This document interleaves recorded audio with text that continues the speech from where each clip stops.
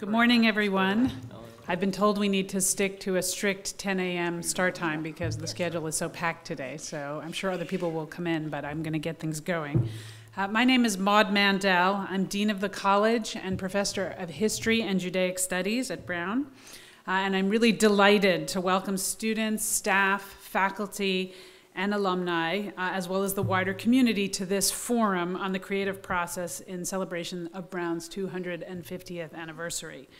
So this weekend, you've probably gotten a sense already, we have thousands of Brown alumni and friends who are returning to the campus to reflect on the impact that this institution has had on our society, both locally and globally, over the course of the past 2.5 centuries.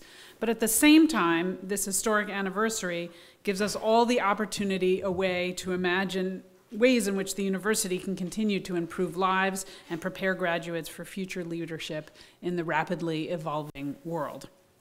So encouraging creative thinking has always been a cornerstone of Brown's curriculum, and it will take on new significance in the years ahead as we work to implement the Building on Distinction, a new plan for Brown. This strategic plan not only places an explicit emphasis on fostering creative expression, but it also promotes the benefits of innovative thinking across the disciplines in order to solve the most complex problems that are facing our society today. So today, our panelists will discuss creativity in all its forms and the ways in which Brown seeks to nurture this capacity in all of its students, whether they're studying the life or physical sciences, the social sciences, the humanities, or the arts. The panelists we welcome today have built successful careers based on their creative passions, and their work illustrates how the creative process can lead us in unique and interesting directions. Sheila Bridges, from the class of 1986, is the founder and creative director of Sheila Bridges Design, a nationally and internationally recognized interior design firm. She has designed residences, offices, and her own line of home furnishings, and written 2 books. Oren Jacoby, from the class of 1977, who's also a parent of a graduate for the class of 2017, excuse me, is an Oscar-nominated filmmaker and documentarian whose extensive body of work has been celebrated both here in the United States and abroad. He's also directed acclaimed stage adaptations of numerous plays. Our final panelist, James Naughton, from the class of '67, is a Tony Award-winning actor who has won critical acclaim for his portrayals, his directing, and his singing. In addition to his achievements on the stage, his film and television work has spanned decades. Our facilitator will be Dr. Arnold Weinstein, who has served as the Edna and Richard Salomon Distinguished Professor of Comparative Literature of Brown since 1995. That date is a little misleading. I was just talking to Dr. Weinstein and realized that he has been at Brown for the entire span of his career. He came here in 1968, so he has the long view on many of the things we'll be talking about today. Dr. Weinstein's teaching and research has focused on American, French, German, and Scandinavian literature. I really hope you'll enjoy this discussion, as I know I will, and I'm now happy to hand over the program to Dr. Weinstein. Thank you.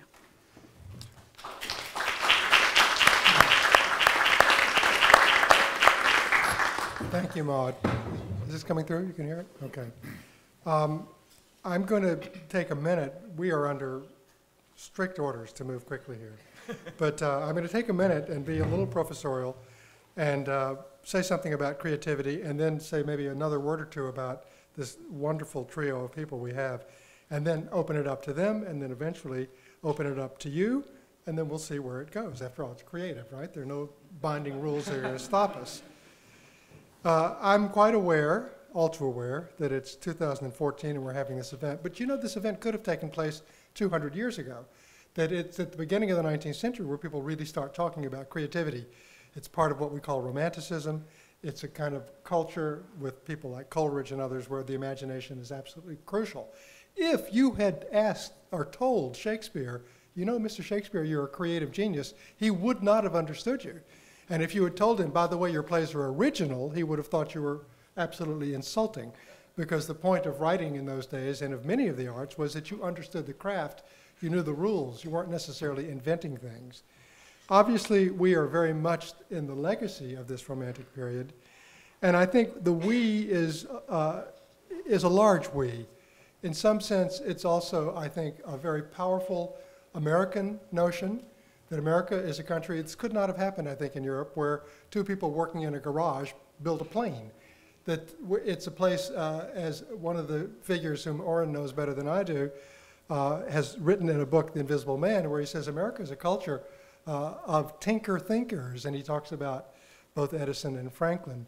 So creativity, it seems to me, is a crucial ingredient in American thinking, and right now, you've chosen to come to this talk about creativity, but if you'd gone to the brain studies talk, you also, I think, would have heard about creativity. It underwrites, as it were, it empowers exciting work across many fields.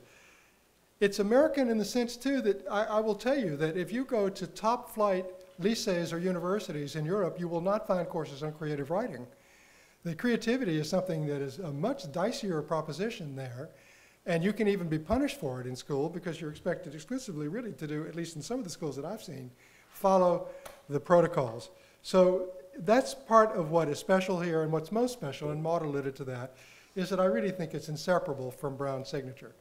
That we are, in my view, among the Ivies, the place that believes most in creativity and that recognizes it, asks for it, and rewards it.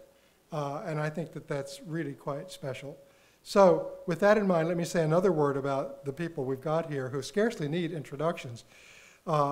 Sheila Bridges, as Maud said, is an extremely recognized interior designer. She has been formally recognized that way by CNN and Time Magazine as America's best interior designer.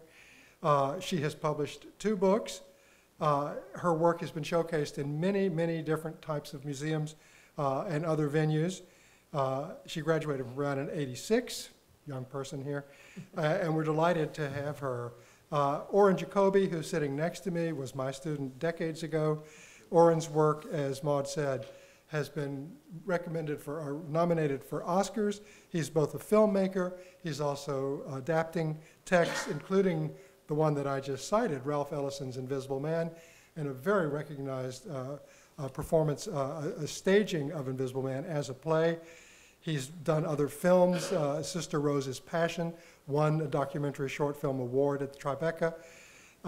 He is involved in programs about music, about jazz, about the arts.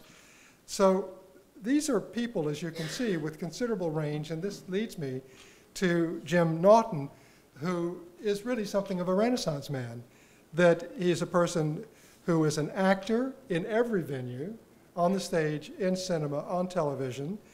He's a performer in the sense that he has done remarkable types of presentations. The most recent one that I, at least on my sheet here, was, this was at the Lincoln Center special. James Naughton sings Randy Newman. That was in 2014, this year. And he's also directed. And I think that the variety of things that most of these people do is, in fact, part of our set of questions today. So I'm going to start with a broadside and ask each of them, maybe we can begin with Sheila, to tell us perhaps what their secret is. I mean, after all, these people, all of us think of creativity, or we might, as something that happens to you privately at 2 in the morning, or a eureka idea, and you write your poem, or you start drawing your painting. These are all people who have taken creativity on the road. They have made it their life, and they have interacted with publics, with marketplaces, with larger structures, and not just what's happening in their private psyche. So I think we have a lot to learn from them. So Sheila, anything you'd like to say about your career and what you think of creativity, and perhaps, if you want, what Brown may have stirred you to in that direction? Well, I think that, can you hear me? Sorry, okay.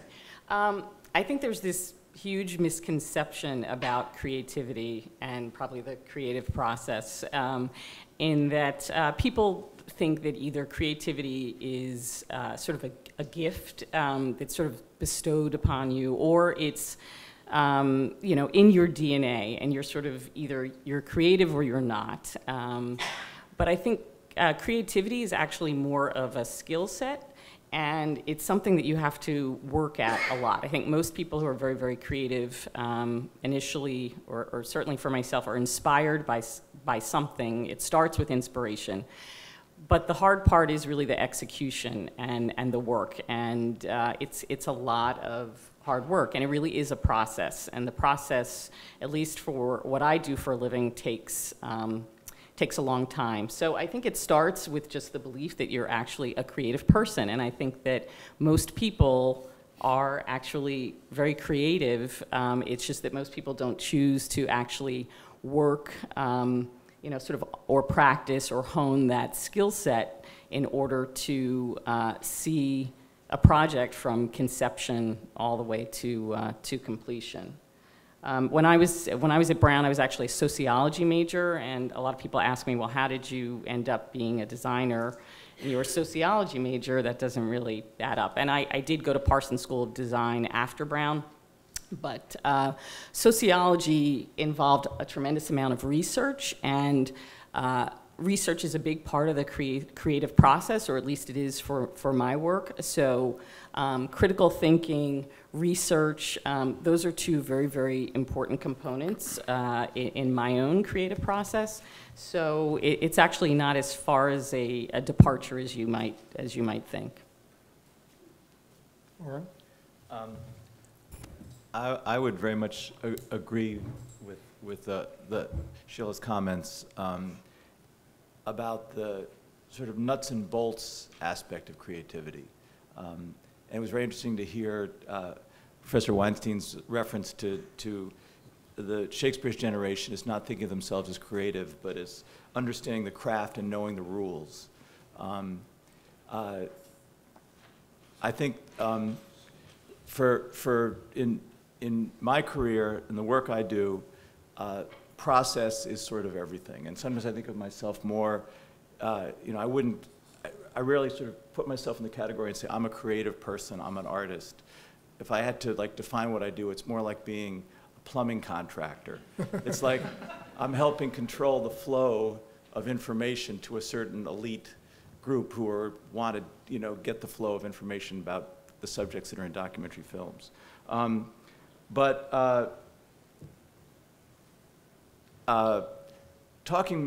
Taking the second part of the question about how things at Brown may have influenced or started one on a path to creativity. Two things happened my sophomore year at Brown that I would never, you know, could have guessed at the time would have the consequences that they did have. And one of them was I took a course that Professor Weinstein taught about Proust, Joyce, and Faulkner. And I think that, you know, a place like Brown, if you're lucky, you'll find a professor like this man who does more than educate you, but gives you a frame of reference, a sense of your place in the world, and of values that matter to you.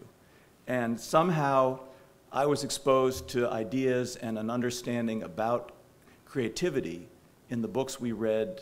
That I guess was a year-long course. It was a long semester. That was a long semester. Well, it looms as something that I did for 4 years. But I guess I had Professor Weinstein for some other courses.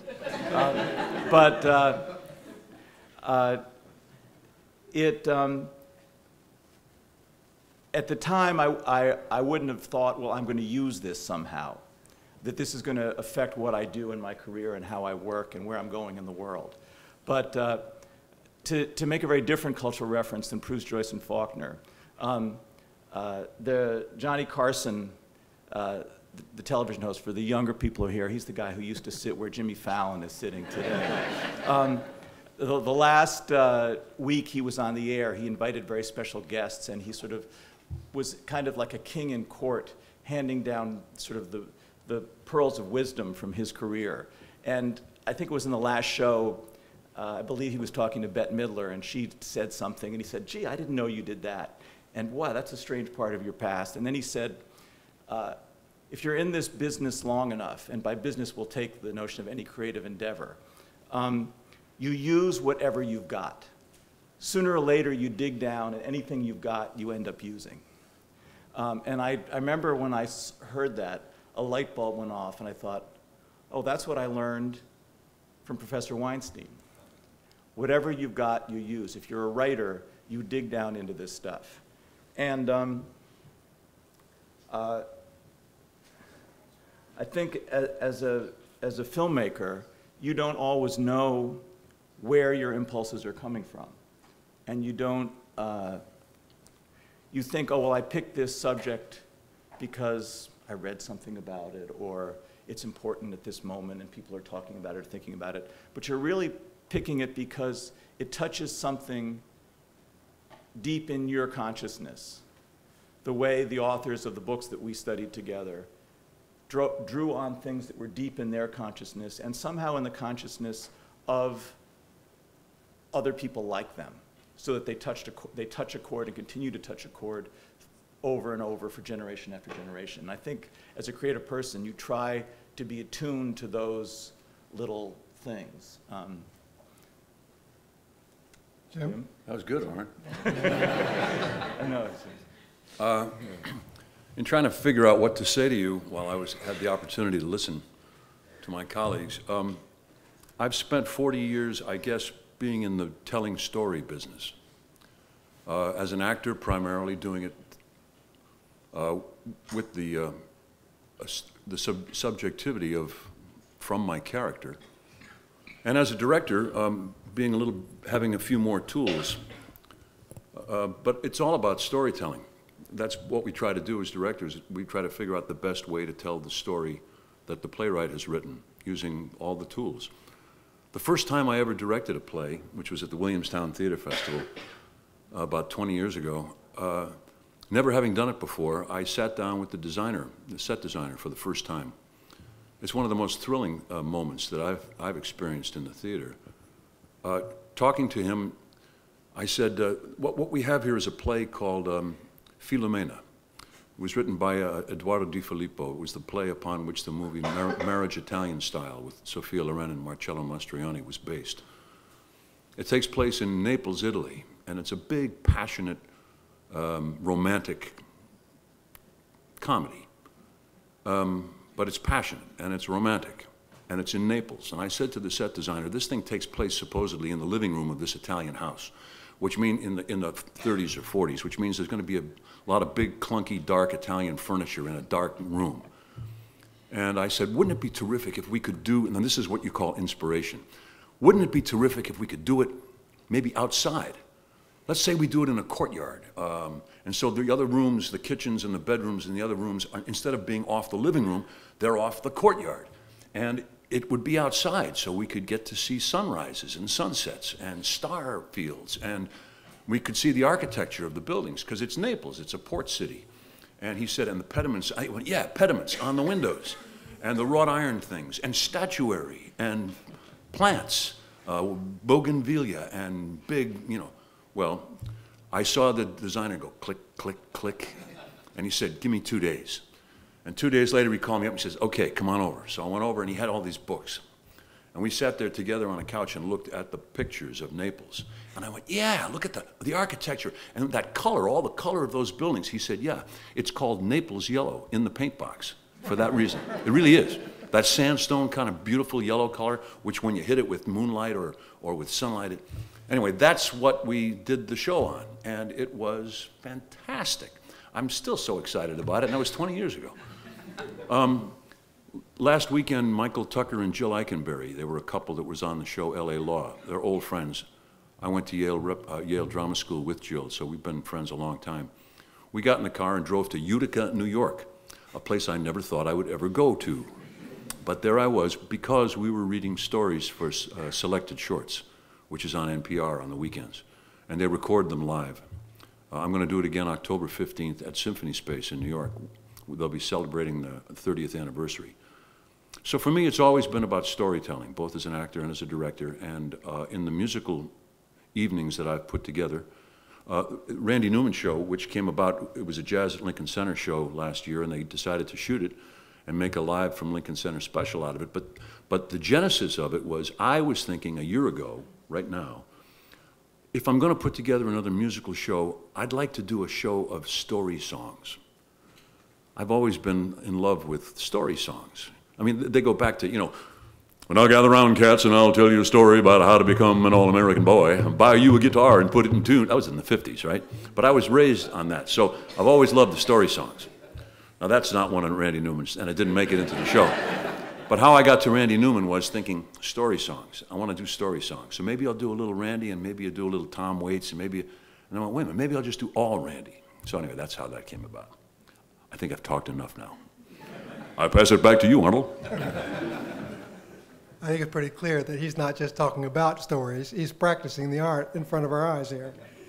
I want to say I'd like to maybe come back to Sheila first. I was struck by your remark about everybody is born with creativity, and this would be true certainly for the brilliant kinds of young people who come here, but that only a few of them will go on and continue in a field where, at least overtly, that's what they're trying to do, is to move, I think your words were, for conception to execution. And I'm wondering if you might say a word about that. I mean, how much resistance is there? How hard is it? What other kinds of things are required, whether it's character, whether it's smarts, whether it's belief and passion or whatever, to move from conception to execution in today's culture? I think it's a challenge. I think it's become more challenging now in this sort of age of technology where everything is moving so quickly and so fast, and we're looking constantly for more efficient ways of doing things. And I feel like I'm always trying to slow down and figure out how to slow things down, or at least in terms of still doing the creative process. One of the challenges that I have in the part of design work that I do for actual clients is actually, now there's sort of a shift that everybody wants everything now. Everybody, it's available now. I can go online and order it today. I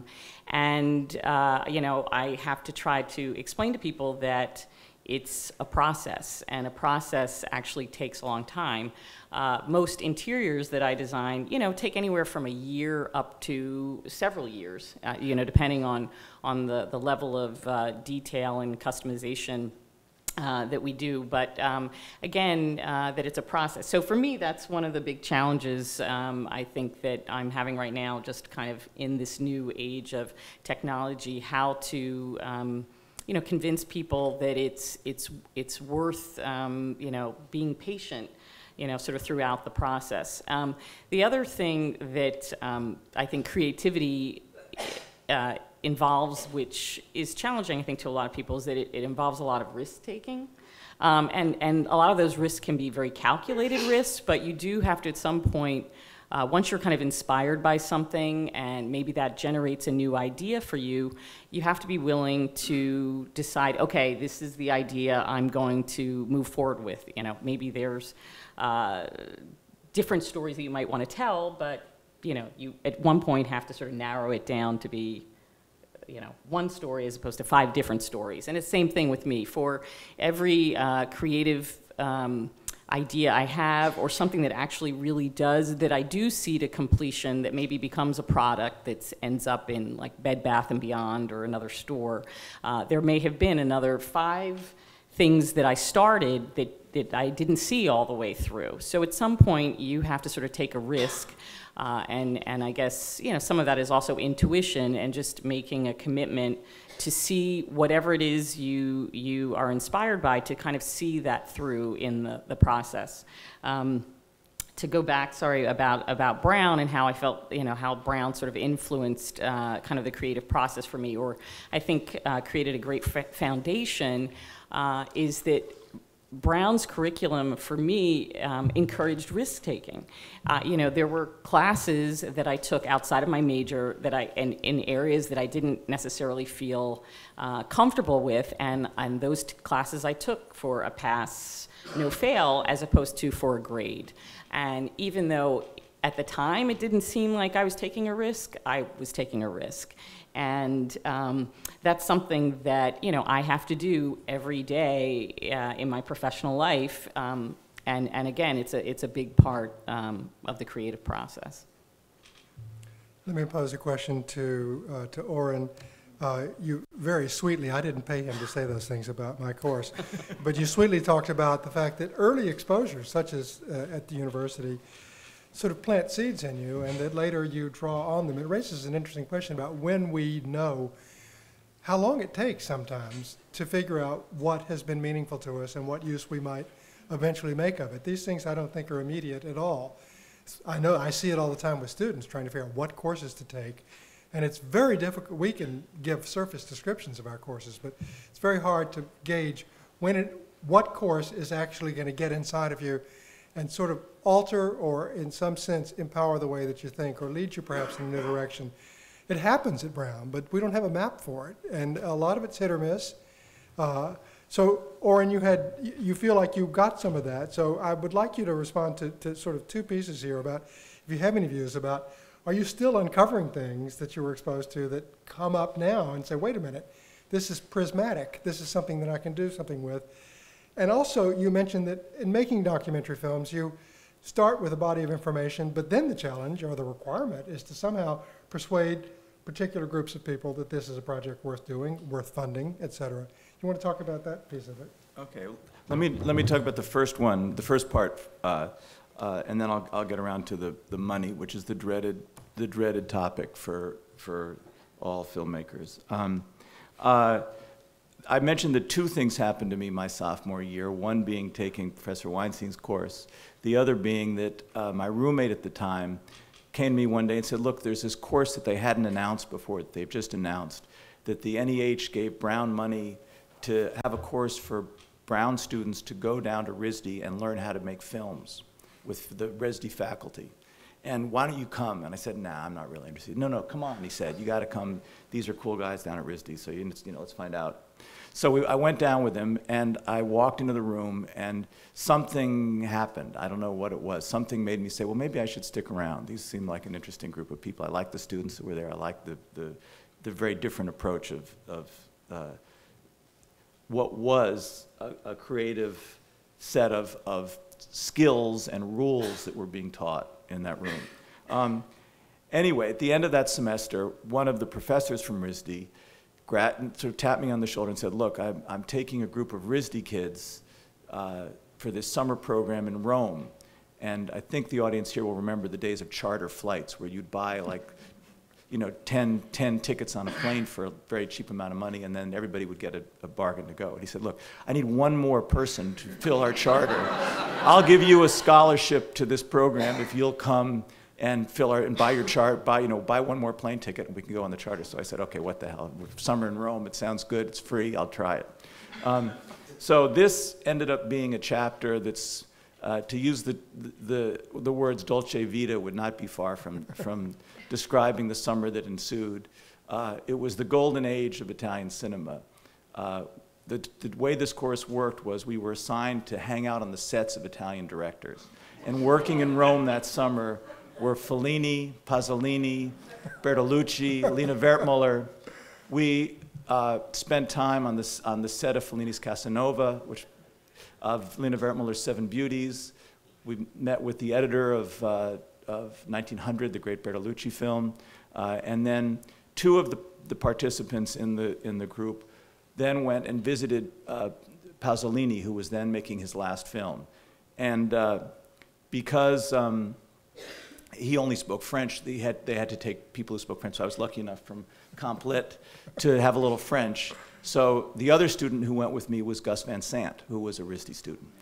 And it proved to be somewhat for my career, very much for Gus Van Sant's career, a very important meeting, that he was exposed to Pasolini, and a new world was opened up to him of what he could do and how he could fit in the world of filmmaking. But another thing that happened that summer, near the end of the course, was the RISD professor who brought me over invited me to have lunch one day, and we went to sit in a cafe in the Rome ghetto, which is where the RISD apartment for the faculty happened to be. And he started to tell me a story of how he had been a survivor of the Holocaust in Poland, who had been hidden by Christian families. And it was an unbelievable story of sacrifice by his parents, of courage by the people who had hidden him and his mother, and then a long story. And at the end of the story, I was sort of very moved, and I said, "But Marian, why did we have lunch here, and why did you tell me this story?" And he said, "Because you're Jewish." And I sort of, I come from a family, a mixed marriage of a Christian mother and a Jewish father. And I said, "But Marian, I'm not really Jewish. I was brought up in Episcopalian." He said, "Oren," Marian was Polish. "Oren, look in the mirror. You look like a yeshiva boy."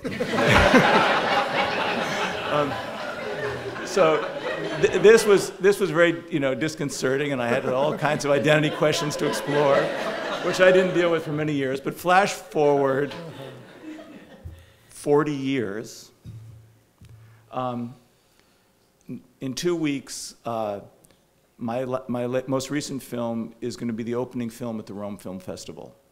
And it's a film that I made purely by chance, I think. Part of my brain convinced me it's purely by chance, but obviously it wasn't by chance. And it's the story of the Italian Jews who, in the end of World War II, were hidden and saved by Italians who were brave enough to risk their lives to defy the Nazis who had occupied northern Italy.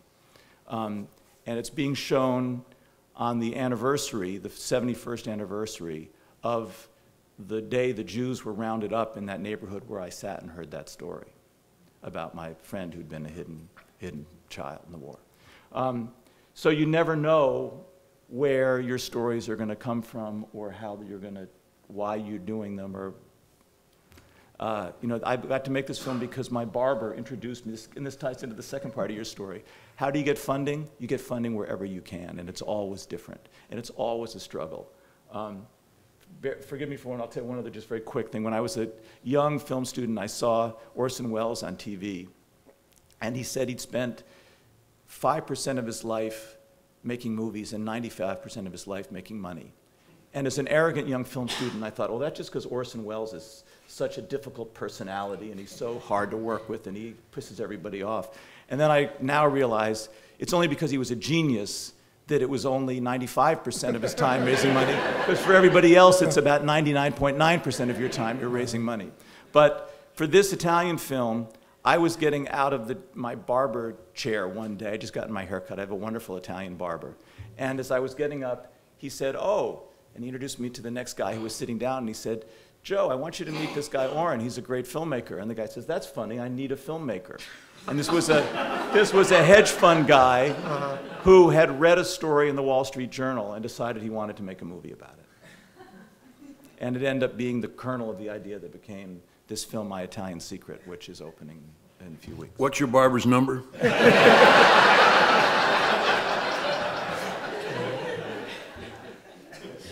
Two observations. First, hooray for charter flights. And second, as you can see, this is really revolving a lot around storytelling.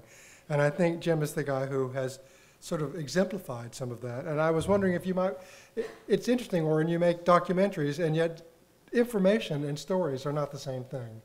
And I think Jim is such a gifted person for having us understand how stories are a peculiar kind of economy. They make you feel what this material is about. It's not the same as going to Wikipedia. They make you feel what the significance and resonance of these issues are about. And that's the way you presented, the account of your own sort of exploits, as it were. I wonder if you'd say more about storytelling. You've done it in very different venues. I mean, you've been a director, you've been an actor, you've been a performer, singer, and I wonder if you wanted to say still more about that. You want to hear some exploits? Yes. Well, I'm still thinking about what Oren said about those Italian directors, and I'm wondering, Oren, did you meet any of the Seven Beauties? I should probably tell you a little bit about how I got into the theater here. I came to Brown thinking I was going to be a pre-med student. That didn't last a minute. I was recruited to play soccer and baseball here, and I did that. And so finally, after majoring in international relations for a very brief time, I could not stay awake during an economics class. But I loved the history and political science, and still really do. That's where a lot of the reading I do is that. I wound up as an English major. That's what you finally wind up as if you can't find out, if you don't have a clue what you're going to do. And I didn't. I used to envy the engineers here, seriously, because they had a program when they came in, and they knew what, if they followed it, they would wind up becoming something that they dreamed of. I had no such idea, and it was the 60s, and Vietnam was basically the option. So my junior year here in November, I was playing soccer, and we were in the NCAA tournament that year. And so the season kind of went on until we lost. and I wandered into the theater because a girl at Pembroke had said to me that day, by the way, there's something going on in the theater tonight. Why don't you stop by? And I had never been in the theater there. And I wandered in, and they were auditioning for a show. It was a musical. I think it might have been Guys and Dolls. And so I went in and sat down. I found her, and she was sitting there, and I sat down next to her, and I said, wow. I was basically going there so that I wouldn't have to go to the library to study for the exam that I was having the next day. A master of procrastination. There's a good title for a documentary. And the fellow said to me, okay, who's next? And she literally did this. And so he said, all right, come on, get up and sing a song. And I said, I'm not here to audition. He goes, don't be shy. What have you done? And I said, what do you mean? What have I done? He said, have you filled out a bio card? And I said, no. He said, well, what productions have you been in? I said, I was in a couple of musicals in high school. He said, all right, well, which ones? So you can sing a song from one of those. And I said, well, I don't have any music. He said, you don't need music. This guy can play any of those songs. So I got up and sang a song. And he said, okay, here's a scene. Go on out and take a look at it for 10 minutes and then come back. And I came back. And he said, all right, I want you to read this scene. So I read it with the guy. And he said, okay, come here. He said, everybody, take 5.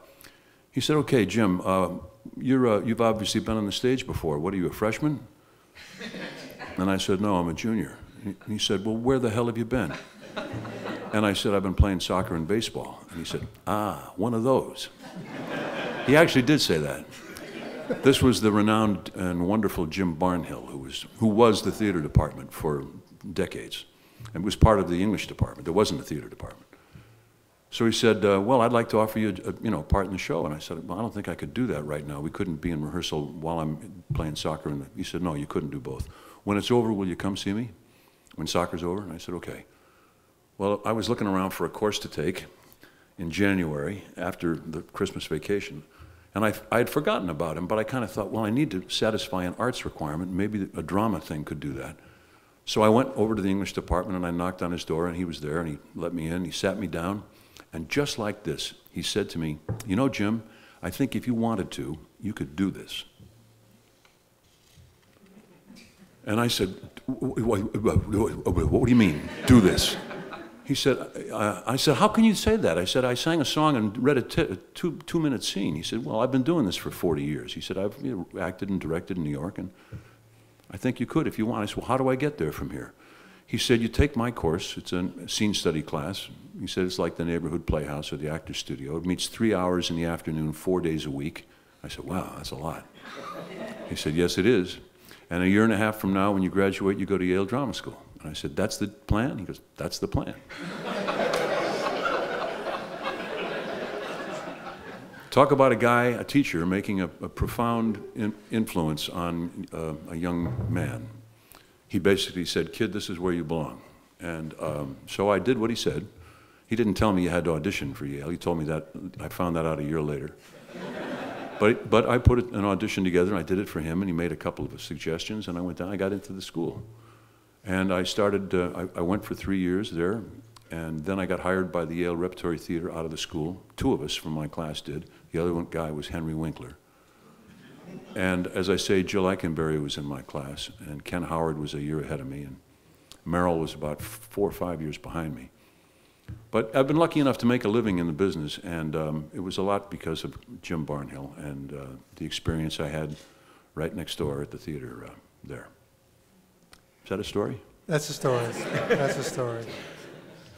That's a true story. That's a true story. I think it's pretty evident that, one, the admissions office has done its job for a long time and very well. And two, that teaching, I think all of our people here have sort of spoken about how unpredictable and far-reaching these encounters can be. And that's what's most alive, and there's no metric for it. And sometimes we only really figure it out a little bit later. Well, speaking of later, we are later, and we don't have much time, but we do want to open this up to you guys. So if anybody has a question for any one of our panelists, please go ahead. Yes?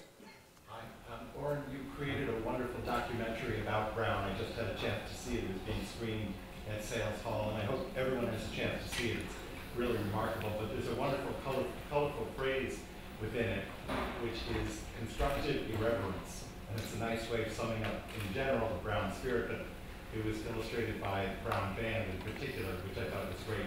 But I like that idea of craziness, but with a purpose, order and chaos, which Professor Weinstein has modeled a wonderful course around. How do you make use of restrictions and constraints and find ways to work within those parameters or structure and still create something new?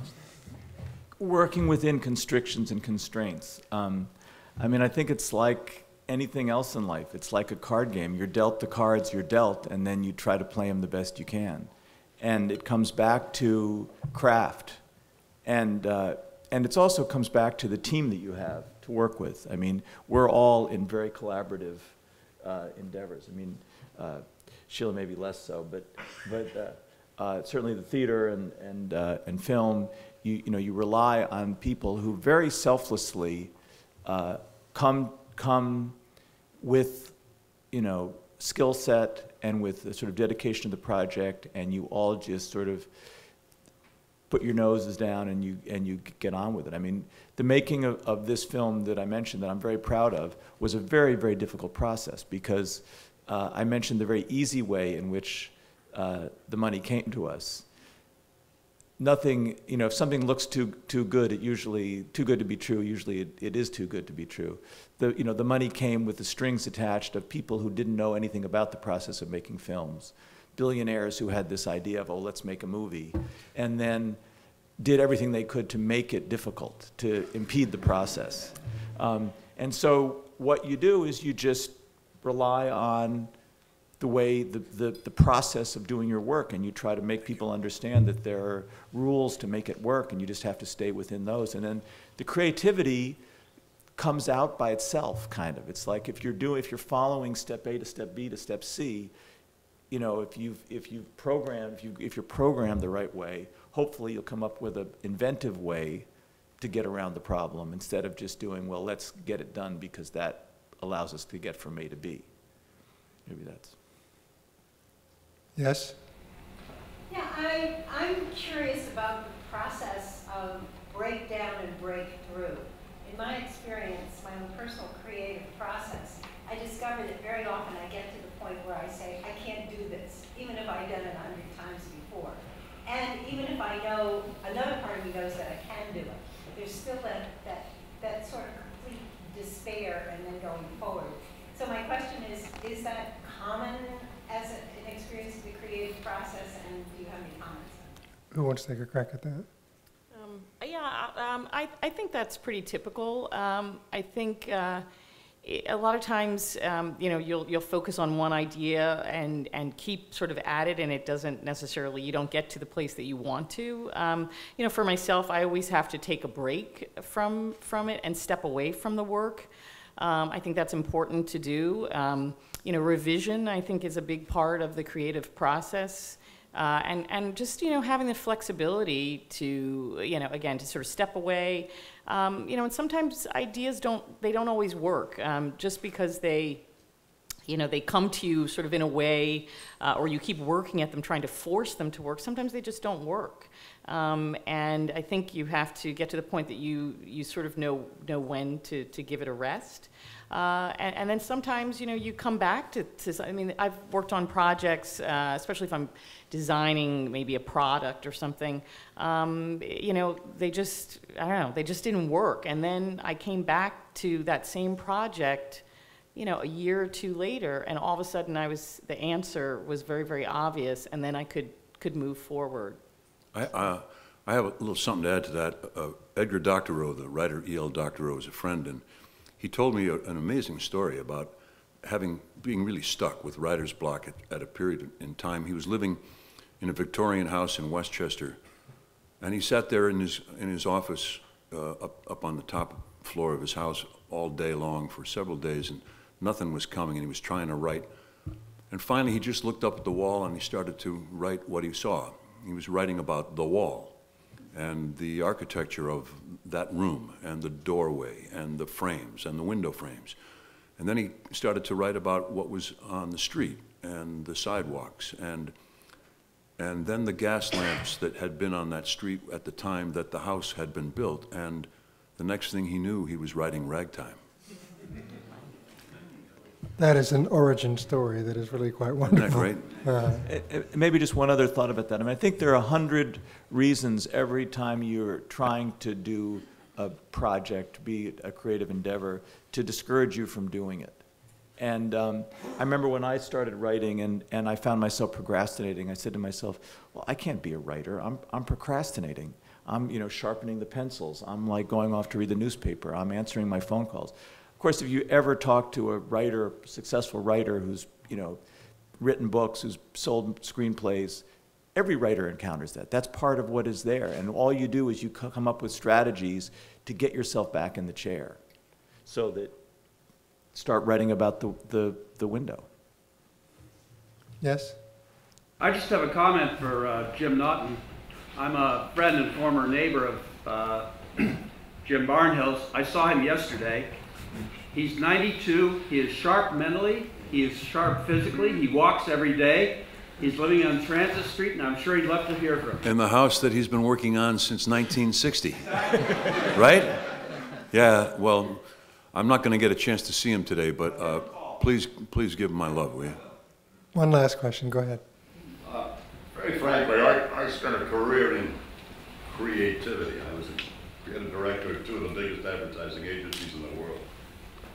And I've always winced at the word creativity. And I don't believe in it. I believe it's work. Because I'll tell you, I worked for a man named David Ogilvy, who once defined creativity as what you have to do overnight when your biggest client says, we need 2 new campaigns. And that's what I've seen, but there comes a time when you've practiced your craft for a long time, and you have to make decisions. My curiosity is about what you people all do, because you're on the firing line with this. When did it come to you that the decision you were making at that point was the right one? That's a tall order with a very few minutes left. Anybody want to respond to that? I mean, it's the right decision as soon as you make it, and usually you have to make it right now.